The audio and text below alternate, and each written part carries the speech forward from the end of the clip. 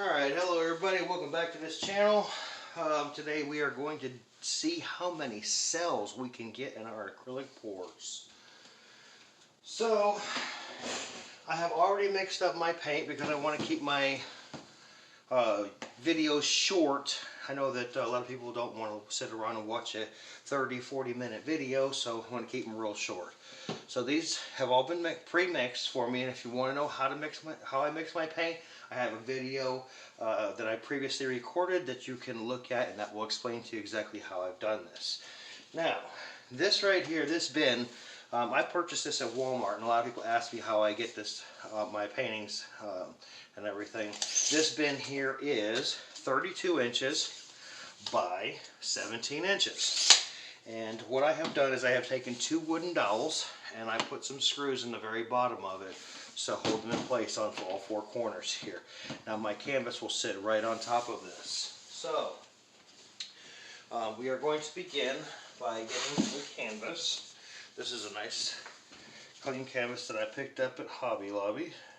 And this bin fits this, but just barely.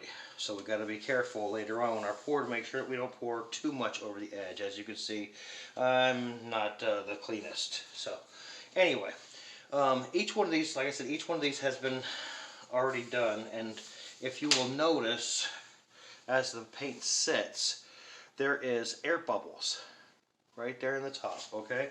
We don't want those air bubbles. So what we'll do is we'll take our torch and we will go through and hit the paint real quick. Torch doesn't stay on because, well, it is a closed container and I just burned through the air that is in the cup. Then you have to relight the butane torch and hit it again. Alright, white is our base coat, and we start right in the middle and pour that all the way in the middle. Alright, now you can spread this any way you want. You can use a blow dryer to get it out to the edges. You can use a palette knife. You can use a roller.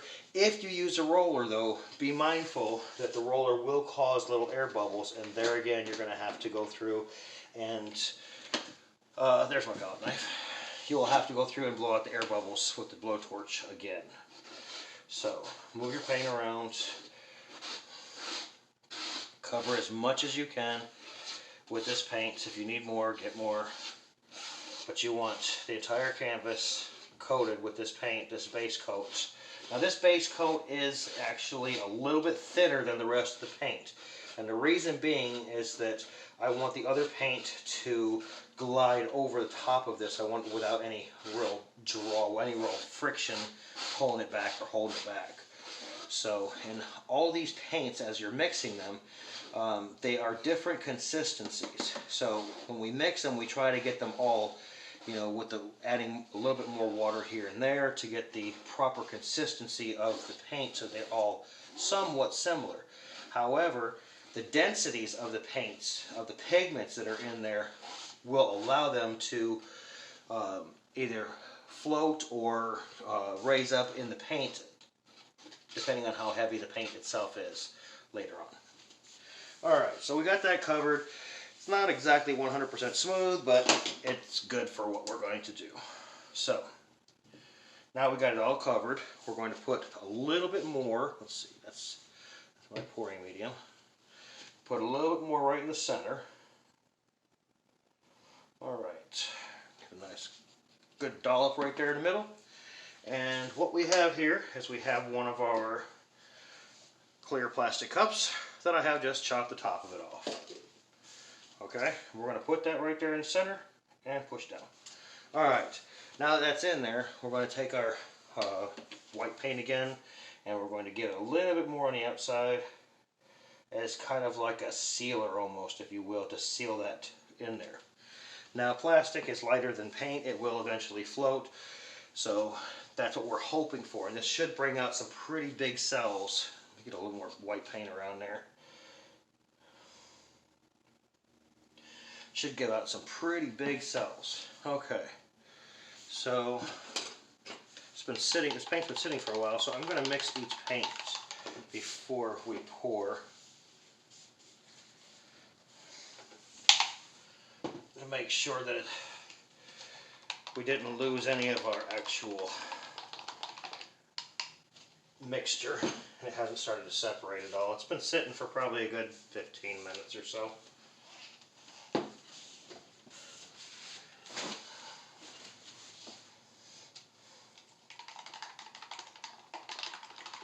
Now each one of these colors I have put 3 drops of 100% silicone oil in each one of them to create some cells. And these cells will pop as soon as we start to pour. As a matter of fact, you can actually see there's some cells already forming in each one of these cups on their own as the oil dissipates.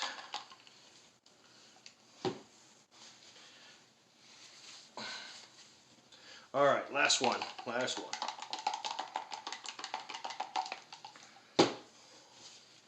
And then we begin.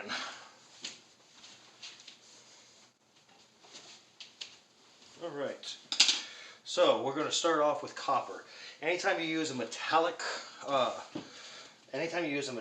paint of any kind on the acrylic paints, they themselves are going to actually create cells without any of the silicone oil. So on this layer we're going to go white in between each one. No reason, just because I feel like it. So uh-oh. Actually, I'm missing a color here.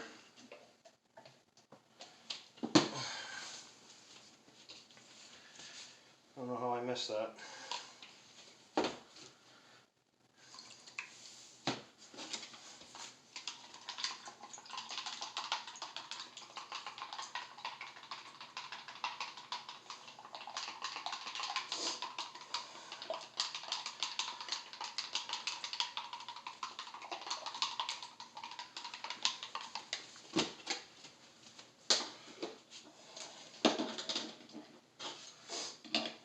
I always strain all of my paints.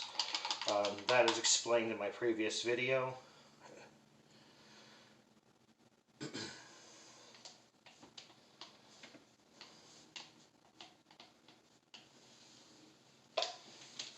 Okay.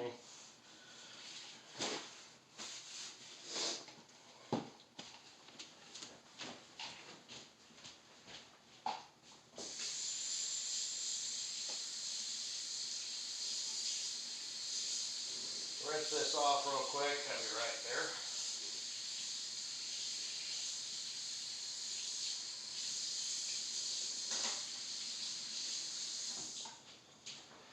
Sorry about that. Alright, we're going back to our red now. That has been strained. Okay. Now we go to our white. Now the base coat, which this white is, what we used on the rest of it, does not have any silicone in it. I do not want the white popping through, I only want the colors to come through. Okay, orange, back to the white.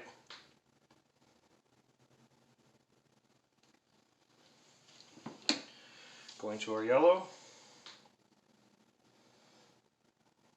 which these colors are crimson for the red. We have copper, that's all Master's Touch. The orange is regular orange. The yellow is liquid ochre. The blue is phthalo blue, and the purple is violet. On the Artist Loft, I have the green and the white, only because I didn't have those colors in Master's Touch. I prefer to use all the same color or same kinds of paint on my painting, but I didn't have them, so this is what I used. Okay, so we've done the yellow, now we're going to green. These rainbow colors are my wife's favorite, which seem to be quite a bit of my paintings here lately, just because, you know, happy wife, happy life. So, add a little bit more there. going on to the blue. Now what this cup does that we've split like this is it's eventually going to get so much paint on the inside that it's not going to be able to hold the amount of weight in there because there's nothing holding it down. And as you can see these bubbles starting to form, what that's doing right now is it's actually lifting that cup up off the ground, up off of the paint, and allowing the paint that we put down first to disperse underneath the white paint. And that's what we are looking for. That's what we were trying to get with these cells. We want to see how many cells we can get. And there they go. Look at them pop. Look at them pop. Alright, now as you'll notice, it's only coming out on one side, and that's because as this thing is lifted, it's lifted up more on one side. So we want to make sure that our stuff comes out on this side, so we're going to restart and come on this side of this over here. Now this time, I don't think I'm going to go with the white in between each time. I think I'm just going to go straight colors. No particular reason, just because I want to. You can see it's actually starting to move the cup, and we want to make sure that we stay in the middle. So I will lift the edges of this up and push it back that way.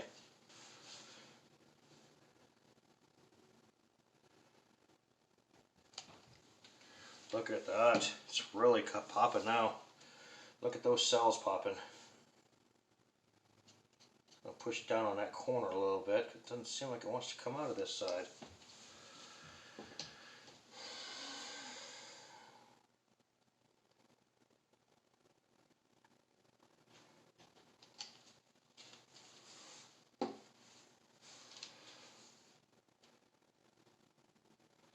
Now I'm going to pull it up a little bit higher so that I can get some real good flow underneath that white paint and hopefully push it out on this side. At least that's the plan anyway.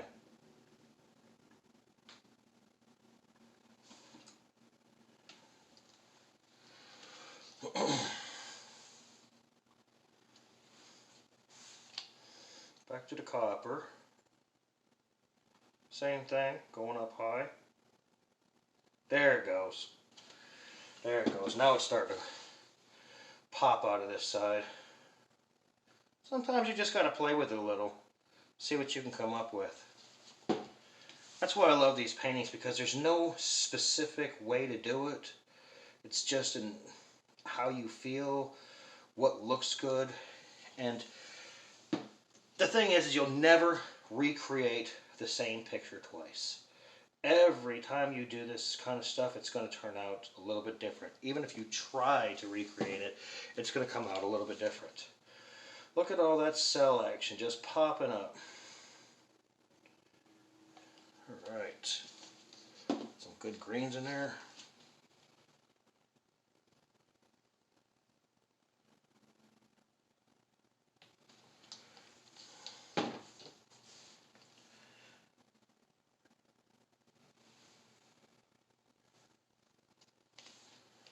Pushing the white up now. Alright, so I'm going to stop doing that. I'm going to lift this back up, get it back in the middle. Some more copper, keep that low.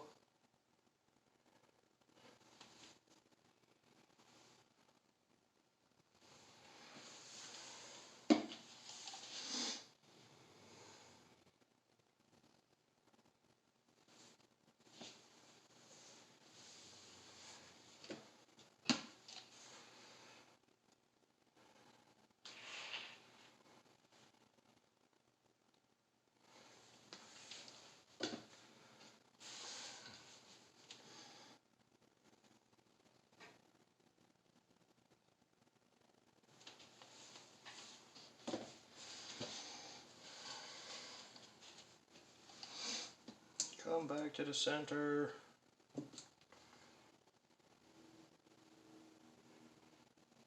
Almost there. Two more colors.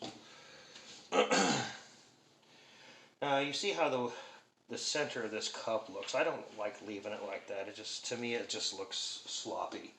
So when I lift this cup up, what I do is I drag one edge of it across the middle so that it mixes. Just like that. Okay, we're going to set that off to the side. Now, nice and gentle, we're going to move everything around. Just a little bit. We want to stretch it out. Okay. Now, before you finish stretching it all the way out to the edges, we got to get rid of those air bubbles and see if we can't pop some of these air bubbles and get these cells to come out. So that's what we're doing right here. Look at there. Now you do not want to stay in one place too long. You do not want to burn your paint. Move it around. Look at that. Look at all that right there.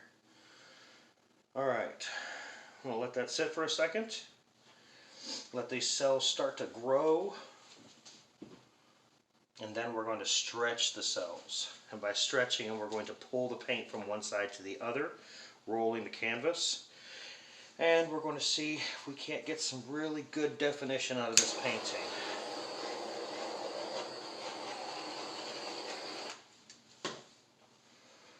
If you see an area that you don't like my personal preference, I don't like really how this white is right in here. I might stretch it. I'm going to watch it and I'm going to see how it comes out as I'm stretching it, and it might change, or I might just roll it right off the canvas and be done with it. I don't know yet. Alright. Nice and easy. You want to go to a corner, come back to the center, go to another corner, come back to the center, go to a corner, back to the center, and just keep working it like that. Back to the center. Look at those cells. Don't want to lose all those cells, so be careful when you're stretching.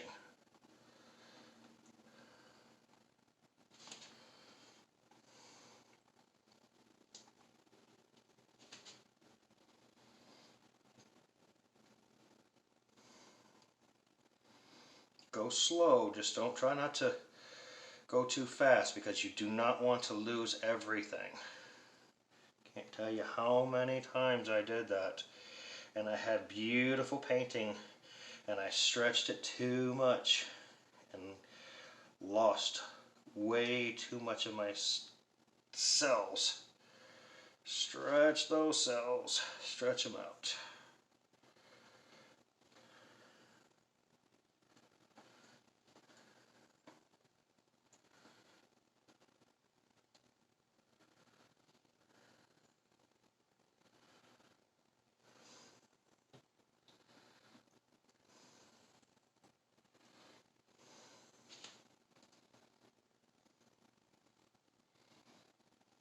Yeah, I did end up getting rid of that. I didn't like that white area that much, so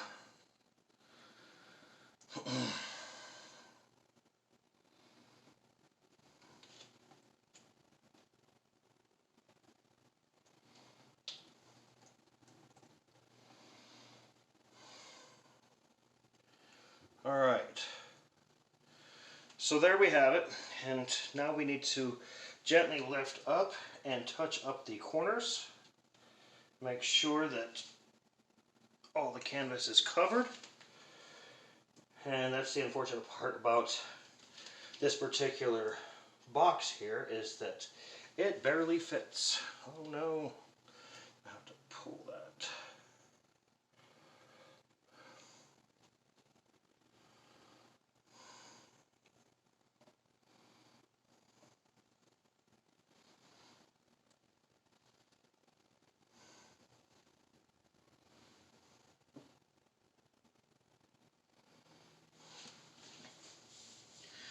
Definitely watch your hands and make sure that you don't drip on your paint or your canvas like I just did. Alright, rinse my hands off real quick, I'll be right back with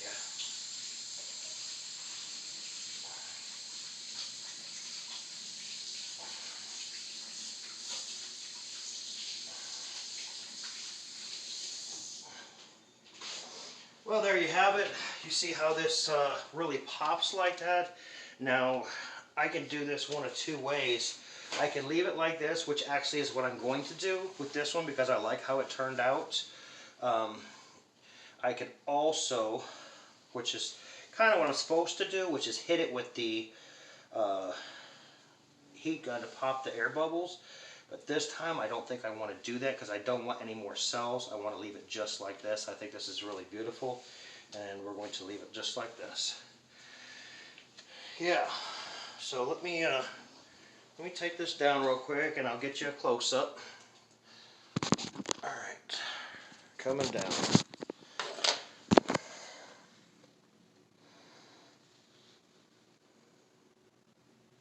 Yeah, these colors are really vivid, these rainbow colors like this, and it really creates some real good cells.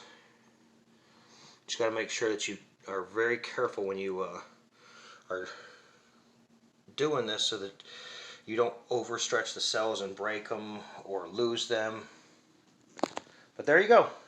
Thank you very much for watching. Have a good day, and we'll see you on the next video.